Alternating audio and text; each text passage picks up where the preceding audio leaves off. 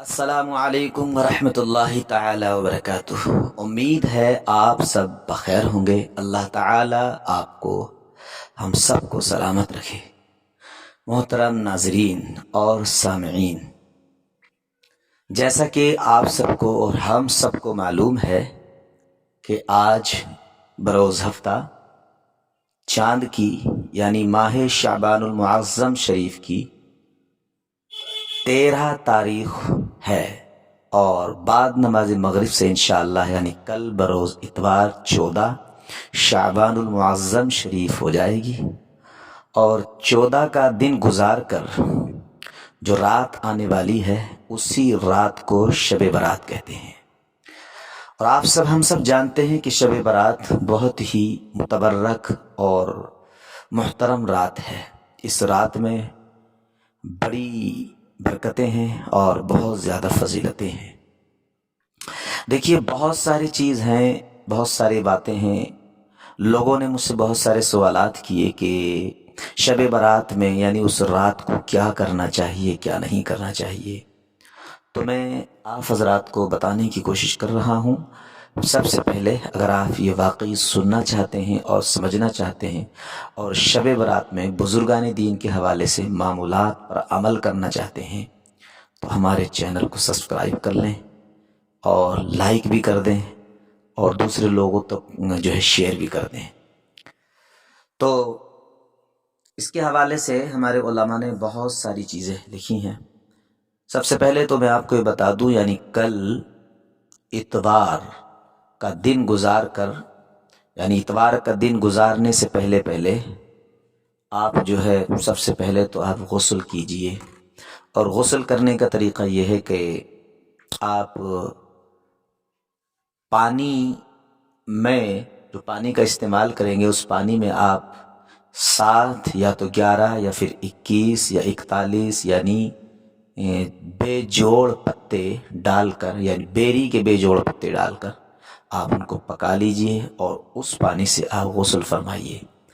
جب آپ ایسا کرتے ہیں تو ہمارے علماء نے لکھا اس تعلق سے کہ بیری کے پتے یوں تو میل کو چھٹا دیتے ہیں، لیکن علماء کرام نے، خاص طور پر صوفیہ حضرات نے لکھا، علماء روحانیت نے لکھا کہ بیری کے پتوں میں، اور خاص طور پر شب برات آنے سے پہلے، یعنی شب برات کی جو رات ہوتی ہے اس کے آنے سے پہلے اگر کوئی بندہ بیری کے پتے ڈال کر اگر غسل کر لیتا ہے تو اللہ رب العزت اس کو 1 سال کے لیے خبیث جنات کی خباثت، شیاطین کی شرارت اور جن بھوت پلید ان تمام تر بری باتوں سے، بری رسومات سے، بری واہیات سے اللہ تعالیٰ بندے کو محفوظ فرما دیتا ہے۔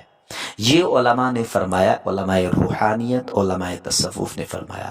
لیکن جو ہے آپ اس رات کے آنے سے پہلے آپ غسل فرمائیے، صاف ستھرے ہو جائیے، اچھے کپڑے پہنیے، خوشبو لگائیے، اور یہ ساری چیزیں کرنے کے بعد نماز مغرب سے لے کر نماز فجر تک آپ اللہ کی بارگاہ میں توبہ و استغفار کیجیے، اللہ سے مناجات کیجیے، دعائیں کیجیے۔ اللہ رب العزت شب برات کی رات کو گناہگاروں کے گناہوں کو معاف فرماتا ہے۔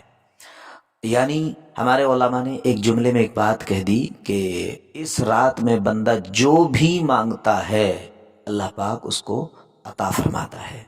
تو آپ جو بھی مانگیں گے وہ اس رات کے صدقے میں انشاءاللہ آپ کو ملے گا۔ تو اس کے لیے ضروری ہے کہ آپ صاف ستھرے ہوں، پاک صاف ہوں۔ دیکھیے، ہمارے علماء نے یوں تو بہت کچھ لکھا ہے۔ اس رات میں خاص طور پر نماز عشاء پڑھنے کے بعد آپ نوافل ضرور ادا کیجیے گا۔ کم سے کم آپ 100 رکعات نماز نفل ادا کریں، 100 رکعات۔ اس کی ترتیب آپ 2 رکعات سے بھی کر سکتے ہیں، اور جو ہے اس کے علاوہ 4 رکعات سے بھی کر سکتے ہیں، اور آپ چاہو تو اس سے اور بھی زیادہ بڑھا سکتے ہیں۔ لیکن آپ 2 رکعات سے کر کے پڑھیں گے تو آپ کے لیے یہ بہت زیادہ بہتر ہے۔ تو اس کی ترتیب اس طرح سے بھی آپ کر سکتے ہیں، 2 رکعات نماز نفل پڑھیں آپ، اور اس کا جو ہے پڑھنے کا انداز آپ یوں بنائیے کہ پہلے نیت کریں اور نیت کرنے کے بعد سورۃ الفاتحہ شریف پڑھنے کے بعد پہلی رکعات میں کم سے کم 11 بار سورہ اخلاص شریف پڑھیے، اور اگر آپ زیادہ پڑھ سکتے ہیں تو 21 بار سورہ اخلاص شریف پڑھیے، اور زیادہ پڑھ سکتے ہیں تو 41 بار سورہ اخلاص شریف پڑھیے۔ ایسے ہی دوسری رکعت میں آپ اس کو پڑھیے، اور پھر اس کے بعد پھر 2 رکعت نماز نفل ادا کیجیے، اس کی ترتیب بھی اسی طرح رکھیے۔ آپ یوں پڑھتے جائیے، اور جب آپ کی 100 رکعت کم سے کم آپ کی نفل نماز ہو جائے تو پھر اللہ کی بارگاہ میں دعا کیجیے، اپنے رب سے دعا مانگیے، اپنے گناہوں پر پشیماں نادم ہو کر، شرمندہ ہو کر اللہ کی بارگاہ میں دعا کیجیے۔ اللہ کی بارگاہ علیا بڑی ناز والی ہے، بڑی برکتوں والی ہے، وہاں سے ہر گناہ گار کے گناہوں کو بخش دیا جاتا ہے۔ امید ہے کہ اللہ پاک ہمارے بھی اس رات کے صدقے میں گناہوں کو معاف فرمائے گا۔ دیکھیے، سرکار مدینہ صلی اللہ علیہ وآلہ وسلم کے معمولات میں ایک بہترین معمول، بہترین عمل یہ بھی ہے، اس حدیث کے راویہ ہیں حضرت ام المؤمنین عائشہ صدیقہ رضی اللہ تعالی عنہ۔ آپ فرماتی ہیں، میں نے حضور اقدس صلی اللہ علیہ وآلہ وسلم کو شعبان المعظم شریف سے زیادہ کسی مہینے میں روزے رکھتے نہ دیکھا۔ اس سے پتہ چلا کہ شعبان المعظم شریف کو، یعنی شعبان المعظم شریف میں زیادہ سے زیادہ روزے رکھے جائیں۔ تو آپ 15ویں شب گزاریے، اور 16ویں کے دن کو، یعنی 15 اس کے جو ہے آپ جو ہے روزہ رکھیے، دن میں روزہ رکھیے، اور اس کے اگلے دن کو بھی آپ روزہ رکھ سکتے ہیں۔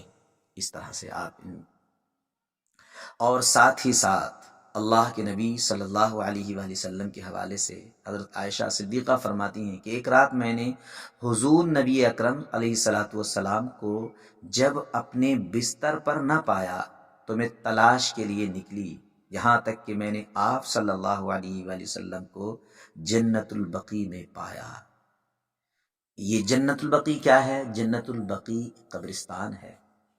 تو جنت البقیع جو اللہ کے رسول صلی اللہ علیہ وآلہ وسلم کی گھر والے جہاں پر مدفون ہیں، تو آپ صلی اللہ علیہ وآلہ وسلم جو جنت البقیع میں تشریف لے گئے تھے، تو یہ رات 15ویں شعبان کی رات تھی۔ تو اس رات میں اس سے معلوم ہوا کہ 15ویں شعبان کو قبرستان بھی جانا چاہیے، اپنے عزیزوں کی قبروں پر بھی جانا چاہیے۔ اسی طرح 15ویں شعبان کے حوالے سے حضرت عائشہ صدیقہ رضی اللہ تعالی عنہا ہی اس حدیث کی راویہ ہیں۔ آپ فرماتی ہیں کہ نبی پاک علیہ الصلوۃ والسلام نے فرمایا، بے شک اللہ تعالیٰ شعبان کی 15ویں رات آسمان دنیا پر تجلی فرماتا ہے، یعنی ظاہر ہوتا ہے، اور پھر ثواب کیا عطا فرماتا ہے؟ فرماتے ہیں قبیلہ بنی کلب کے بکریوں کے بالوں سے بھی زیادہ لوگوں کو بخش دیتا ہے۔ اللہ اکبر۔ معلوم ہوا کہ شب برات بہت ہی برکتوں والی برات ہے، اور اس رات میں ہمارے بزرگ کیا کیا کرتے تھے؟ تو علماء کرام نے لکھا، بزرگان دین کے معمولات، بزرگان دین سے بھی یہ رات عبادات الہیہ میں کہتے ہیں بسر کرنے کی رات ہے، گزارنے کی رات ہے۔ حضرت سیدنا خالد بن معدان، حضرت سیدنا لقمان بن عامر اور دیگر بزرگان دین رحمہم اللہ شعبان المعظم کی 15ویں رات اچھا لباس پہنتے، خوشبو لگاتے، سرما لگاتے، اور رات مسجد میں جمع ہو کر عبادت کیا کرتے تھے۔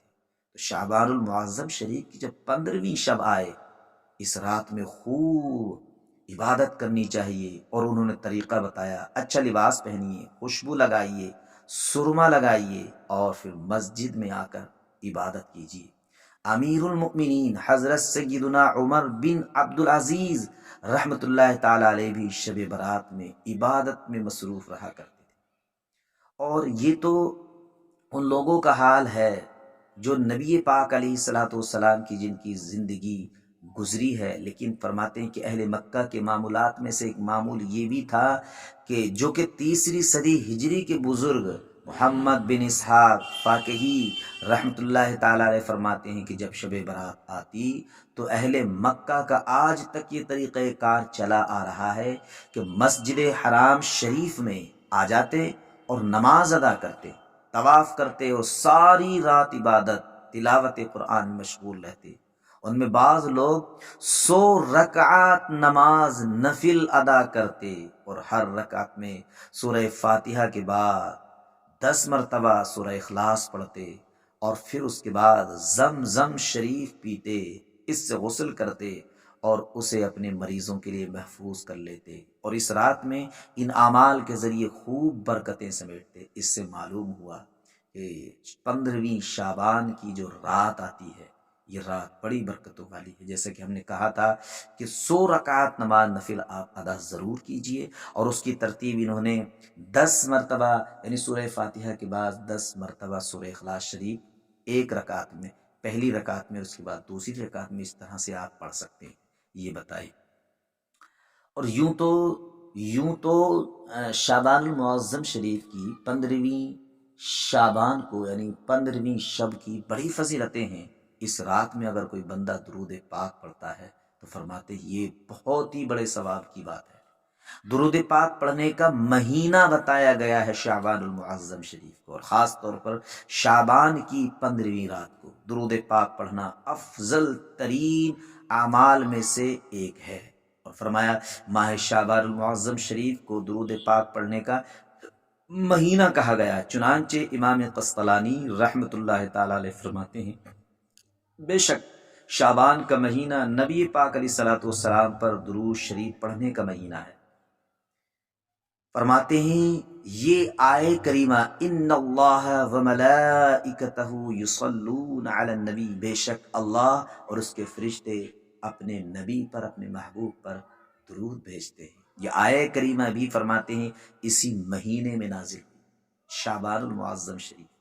اس مہینے میں جتنا ہو سکے آپ اللہ رسول کا ذکر کیجئے، تلاوت کیجئے، قرآن پڑھیے، اور قرآن کی تلاوت کرنے کے ساتھ ساتھ اوراد و وظائف کیجئے۔ اور بہت سارے لوگ دعائیں پڑھتے ہیں، وظائف پڑھتے ہیں، تو میں ان سے گزارش کروں گا اس رات میں اگر آپ کو دعائے حیدری یاد ہے تو اس رات میں دعائے حیدری پڑھیے، 41 بار یا 141 بار پڑھیے اور دعا مانگیے اللہ کی بارگاہ میں۔